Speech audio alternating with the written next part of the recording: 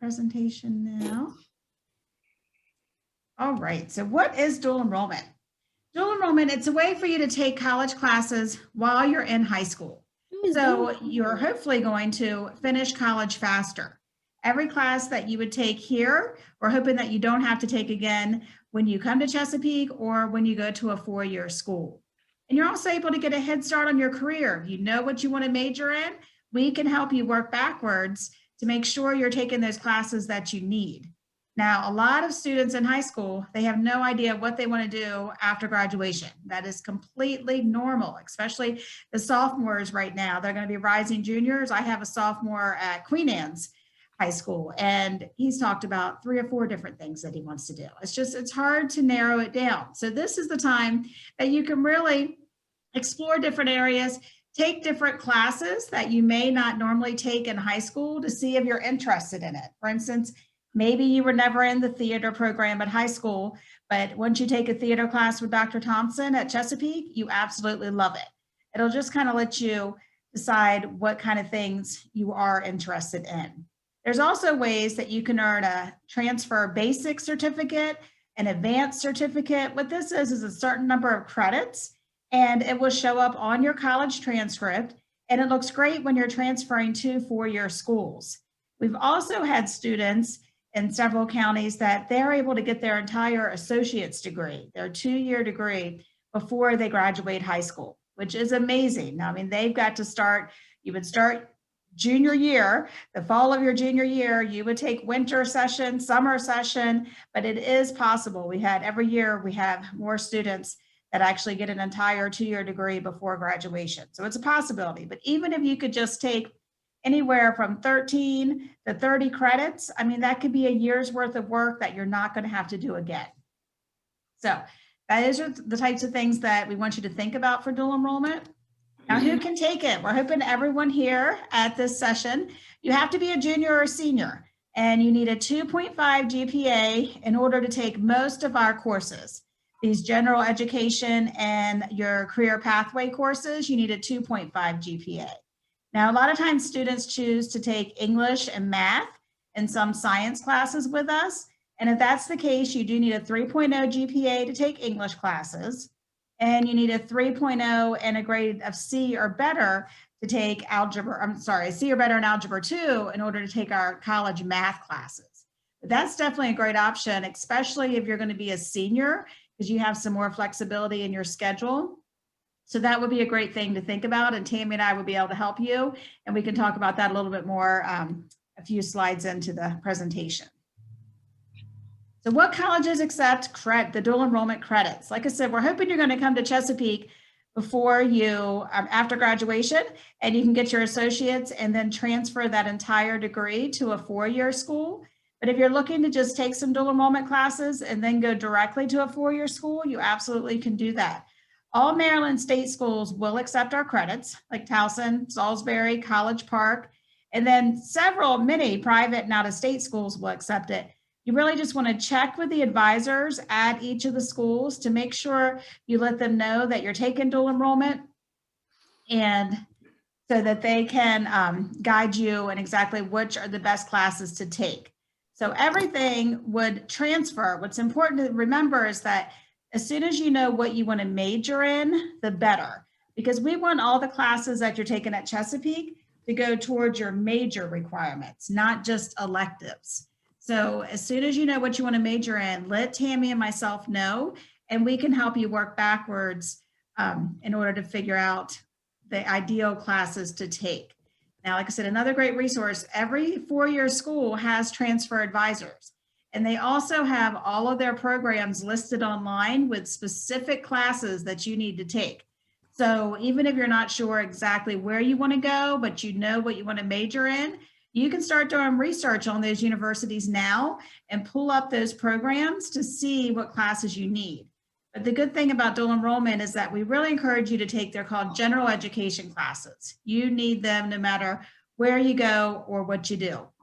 So those are the classes that we focus on during dual enrollment.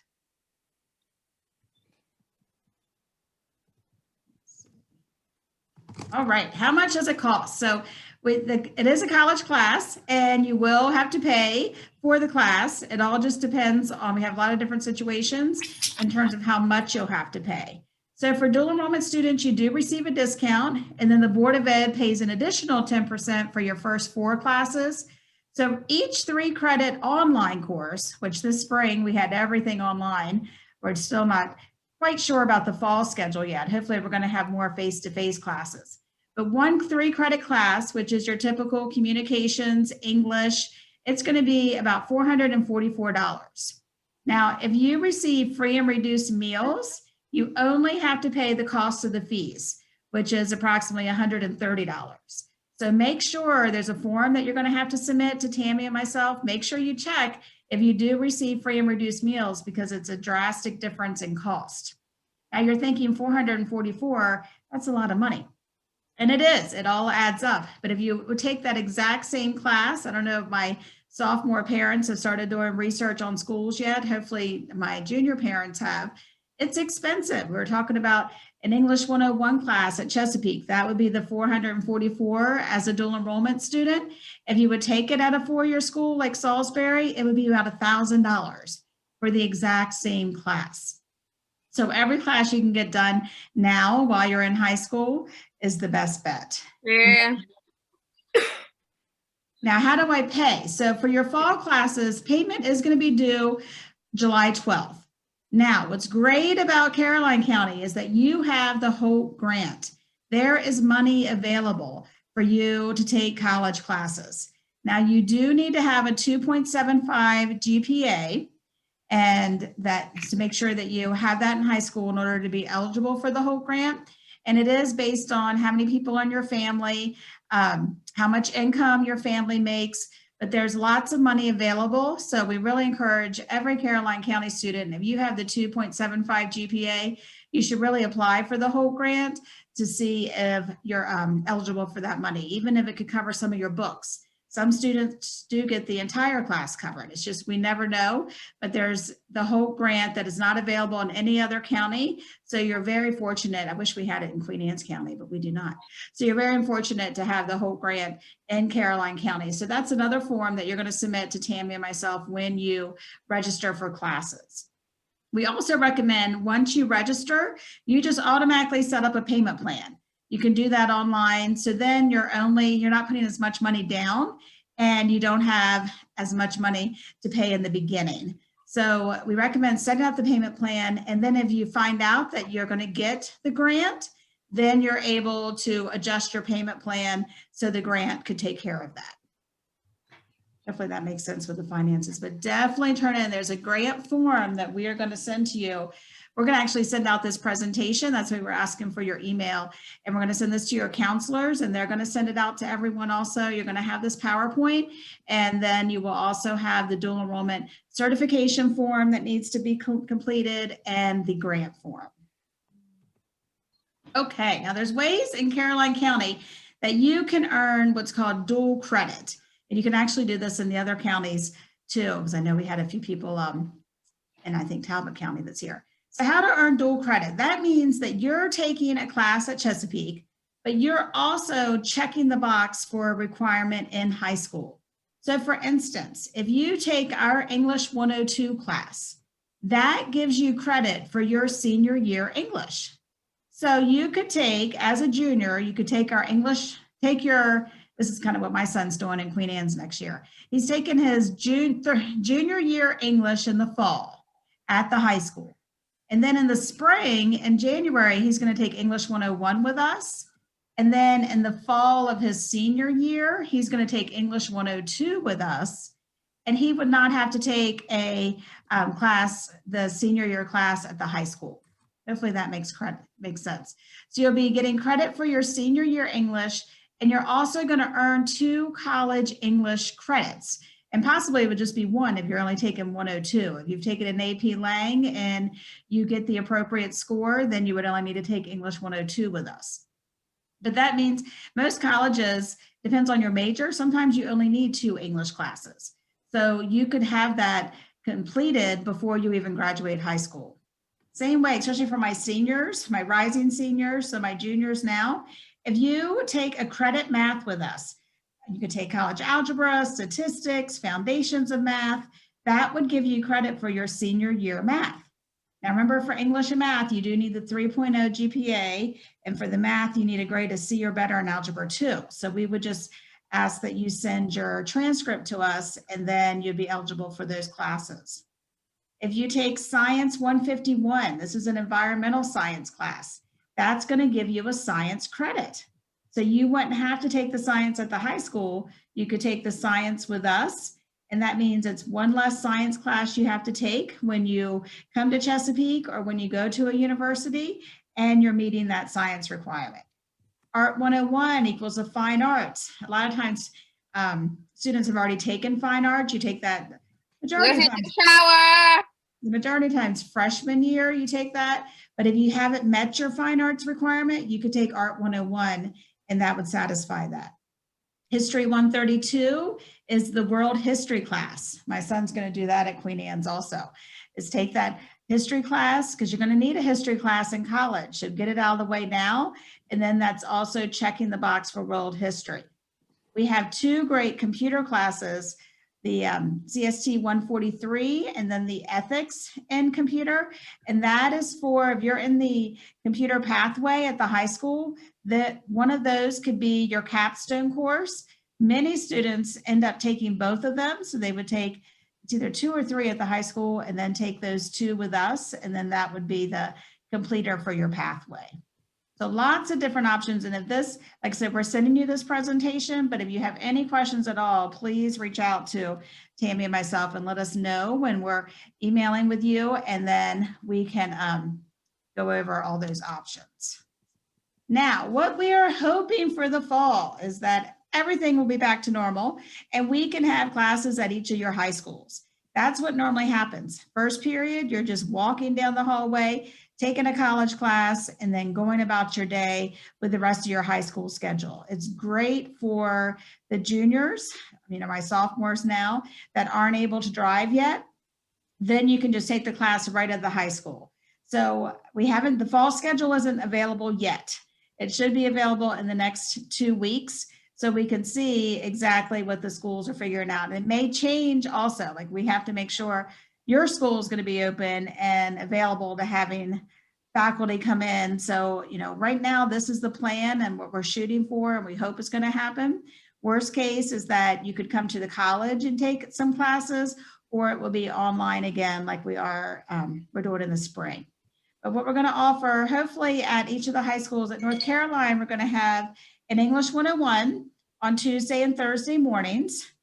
And then we're going to have, it's a PED, it's called a Wellness for Life class. This is a great first class to take. It's like a health and wellness, Monday and Wednesday's first period. We're also having a sociology class online. You have to have each of these classes for a bachelor's degree. You need them no matter what. So you can choose, depending on your schedule, you'll work with your counselors to see if you can take 1 class with us and 3 classes at the high school, or you could do 2 classes with us and 2 classes at the high school. Now for my seniors, you may have a lot of flexibility and you may decide to take your English 102 with us to get credit for senior year English. You may decide to take college algebra to get credit for senior year math, and also 2 other classes, and you wouldn't be taking any classes at the high school. So that is an option for you. Now at Colonel, we're going to be offering a Humanities 110 course, Monday and Wednesday mornings, first period. Humanities, it's kind of an art, music, theater appreciation course. It's really interesting, and you learn a little bit about each of those, but you're not going to be painting or drawing or performing music. It's more of a history course, but it counts as a humanities at your university that you're going to attend. And at CCTC, we're going to have welding Monday and Wednesday afternoons, 1:10 to 2:40. And then we're going to have that CST, the computer ethics course, online for those students that are in the computer pathway right now. So that is ideally what the schedule is going to be for the fall. Like I said, once it's posted online and we see exactly what's happening, then we're going to know more. But no, if anything that we've learned with COVID is that things can change and we have to be flexible and patient. And it's kind of hard to learn those two things, but that's what we're focused on right now. So that's what we're shooting for. And we'll know more once classes start in August.